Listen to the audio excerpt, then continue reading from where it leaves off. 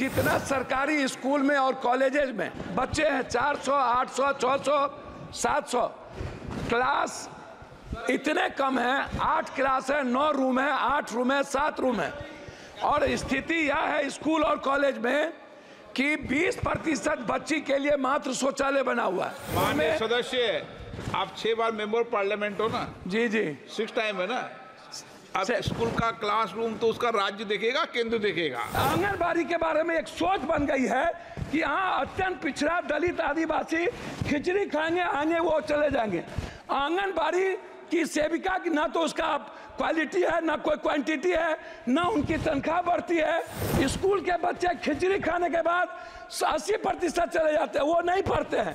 सबसे पहले मैं माननीय मंत्री महोदय जी, मैं आपको शिक्षक जो सरकारी स्कूल में शिक्षक हैं उनमें और प्राइवेट स्कूल में शिक्षक हैं, उनकी दोनों की गुणवत्ता, आपसे मेरा आग्रह है कि शिक्षक की गुणवत्ता को जब तक आप समय समय पर 3 साल, 2 साल, 4 साल, 6 साल के अंदर 3 पीरियड के अंदर उसका एग्जामिनेशन या उसकी ट्रेनिंग पीरियड को आप नहीं लेंगे तो सरकारी स्कूल के जो बच्चे हैं वो बेहतर भविष्य उनकी सुरक्षित नहीं होगी। तीसरी चीज, जितना सरकारी स्कूल में और कॉलेजेस में बच्चे हैं 400, 800, 600, 700 क्लास इतने कम हैं। 8 क्लास है, 9 रूम है, 8 रूम है, 7 रूम है। और स्थिति यह है स्कूल और कॉलेज में कि 20% बच्ची के लिए मात्र शौचालय बना हुआ है। पानी कहीं भी सरकारी स्कूल में। सदस्य, आप 6 बार मेंबर पार्लियामेंट हो ना? जी जी, 6 टाइम है ना। अब स्कूल का क्लासरूम तो उसका राज्य देखेगा, केंद्र देखेगा। नहीं नहीं, मैं वो नहीं कह रहा हूँ। मैं केंद्र पर आरोप नहीं लगा रहा हूँ अध्यक्ष महोदय, नहीं लगा रहा हूँ।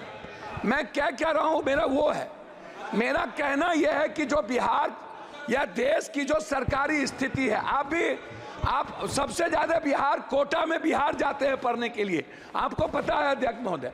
और कोटा में अगले साल लगभग 600 से 700 बच्चे किस तरह डिप्रेस के चलते आत्महत्या किए हैं, आपसे कोई चीज छुपी नहीं है। और आप वहां गार्जियन बन के, हमने कई बार सारे संस्थाओं के चेयरमैन से मैंने बातचीत की है, डिप्रेस में चले जाते हैं।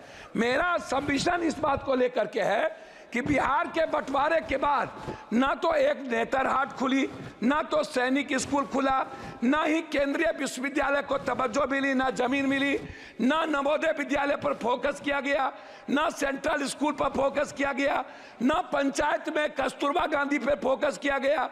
बच्ची के लिए कोई सुविधा नहीं। हम लोगों ने केंद्रीय विश्वविद्यालय का मांग किया था पटना यूनिवर्सिटी को लेके।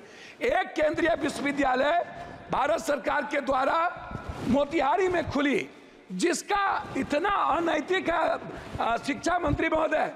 मैं चाहूंगा कि हर परिस्थिति में वहां के जो विश्वविद्यालय के वीसी है उनकी पूरी कदाचार की जांच जो मोतिहारी है उस पर, और पटना केंद्रीय विश्वविद्यालय को बनाने का मेरा आपसे आग्रह हो। एक पूर्णिया कोसी सीमांचल का पूरा दूसरा उपराजधानी, मैं पॉइंट पर दूसरी उपराजधानी है मेरा, मैं 2 मिनट में खत्म कर दूंगा अध्यक्ष महोदय, थोड़ा दूसरी उपराजधानी है।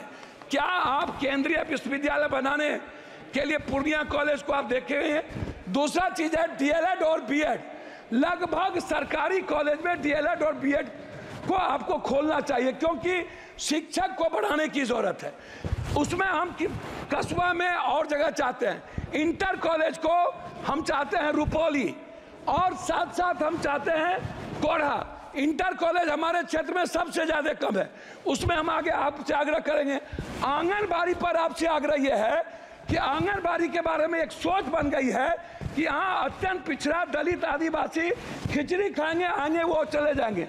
आंगनबाड़ी की सेविका की ना तो उसका क्वालिटी है, ना कोई क्वांटिटी है, ना उनकी तनख्वाह बढ़ती है, और ना ही बच्चों को आने का कोई सुविधा है।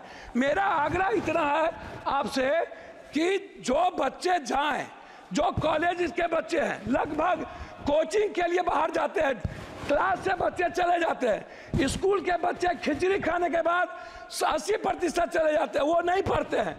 कॉलेज के बच्चे नहीं पढ़ते हैं, वो कोचिंग में चले जाते हैं।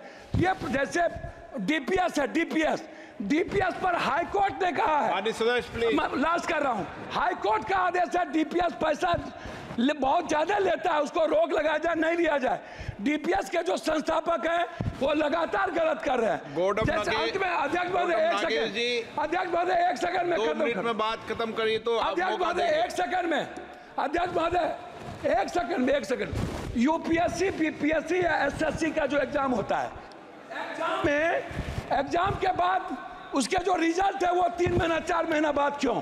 इससे बच्चे के भीतर डर है कि हमारी हेराफेरी होती है।